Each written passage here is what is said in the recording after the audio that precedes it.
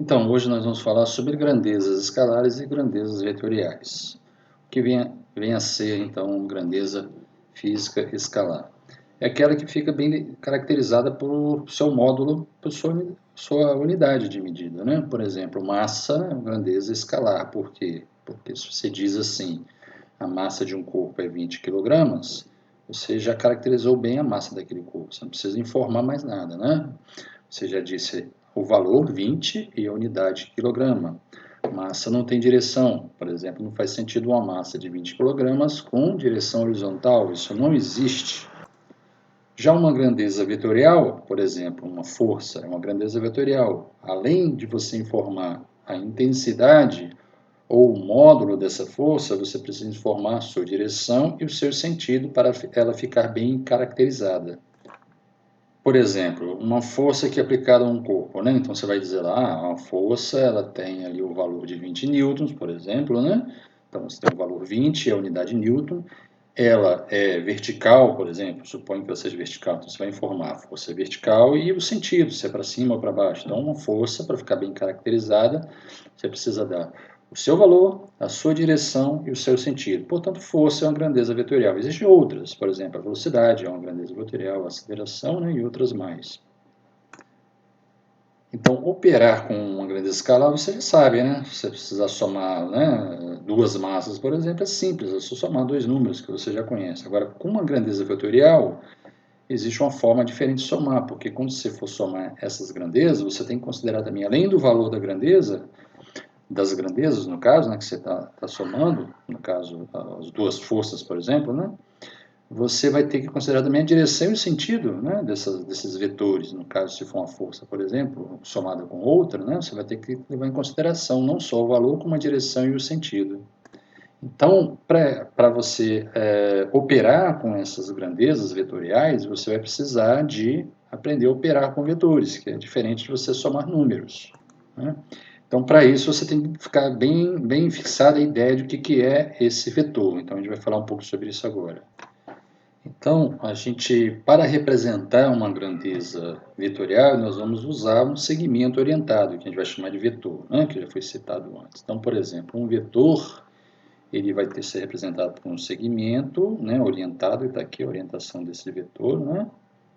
Então, o vetor tem uma direção, um sentido de cada para essa extremidade, né, e um módulo, que é o tamanho dele, né? Esse tamanho que é o módulo do vetor, ou intensidade, né? Quando você estiver falando de força. Para dar nome aos vetores, pode usar letras, né? Então você vai colocar, por exemplo, esse vetor, vou chamar de V. Então está aqui o vetor V e vai colocar uma setinha em cima. Essa setinha significa que você vai entender como se fosse a palavra vetor. Então, o que você está querendo dizer quando você escreve esse V? Você está querendo dizer vetor V. Ok? Então, esse setinha em cima substitui a palavra vetor. Entenda dessa forma para você entender quando aparecer essa seta aqui. Então, você está falando de um vetor. Então, para você trabalhar com vetores, você vai precisar aprender também a operar, né? Fazer operações com esses vetores, né? Então, a gente vai falar agora de uma das operações. Então, você tem um vetor V daqui, ó, tá vendo? E você vai multiplicar esse vetor por um número. O que acontece quando você multiplicar por um número? Simplesmente o tamanho do vetor muda, ele muda de tamanho. E se esse número for negativo, o seu sentido também muda, está aqui embaixo, ó, mostrando o vetor com sentido oposto agora, além do tamanho diferente, né? Que inicialmente ele tem um determinado valor, né, de tamanho aqui, ó, tá vendo? Aí se eu multiplicar por 3, esse vetor ele é triplicado de tamanho, então ele passa a ter um tamanho 3 vezes maior, né? Não mudou a direção dele, tá vendo? Não mudou o sentido. E aqui embaixo o mesmo vetor V é multiplicado por 2, né? No caso menos 2, então ele mudou não só a intensidade, no caso o módulo, mas também mudou o sentido, tá aqui, o sentido ficou invertido em relação ao primeiro vetor, tá vendo? Então o vetor V, se for multiplicado por um número, ele vai aumentar ou pode diminuir de tamanho também, né? Se for um número menor do que 1. Pode mudar de sentido, se o número for negativo, né? Esse vetor V muda de sentido conforme a gente já mostrou aqui embaixo. Agora nós vamos somar, né? Fazer uma soma de vetores, né? Então aqui a soma de vetores não é somar número, é diferente. Então vamos observar esses três vetores aqui, o vetor V1, o vetor V2 e o vetor V3. Então, o que seria somar o vetor V1 mais V2 mais V3? É isso que a gente vai ver agora usando uma regra, né? Um método do polígono, ou da poligonal. O que você vai fazer? Você vai usar um desenho. Então, você vai pegar esse primeiro vetor, né? Vai juntar esse primeiro vetor, você vai juntar o vetor V2, vai pegar esse vetor que vai arrastar e colocar ele aqui, ó, na extremidade do vetor, você vai colocar a origem do vetor V2 junto com a extremidade, sem girar o vetor, não pode girar, não pode mudar o tamanho, só vai arrastá-lo e colocá-lo aqui. E o terceiro vetor você vai fazer a mesma coisa, você vai pegar a origem do terceiro vetor e juntar a extremidade do segundo vetor, vai colocar ele aqui, né? Então, fazendo isso, você tem essa figura aqui embaixo, ó, o vetor V1, tá vendo? Está ligado à origem do vetor V2, a extremidade do vetor V2 está ligada à origem do vetor V3, sem mudar a direção é a mesma, tá vendo? Sem mudar o módulo é o mesmo, o tamanho, né, é o mesmo. O V2 é a mesma coisa, ó, ele está na horizontal, veja que ele foi trazido para cá, mantendo o vetor na horizontal, tá vendo?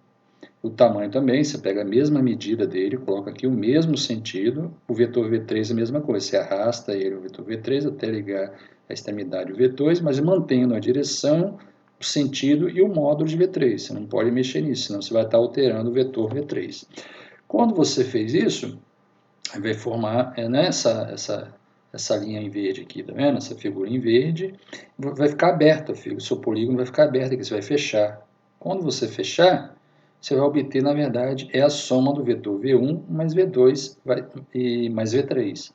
Então, o vetor V vai ser esse aqui. Esse vetor V é a soma de V1 mais V2 mais V3.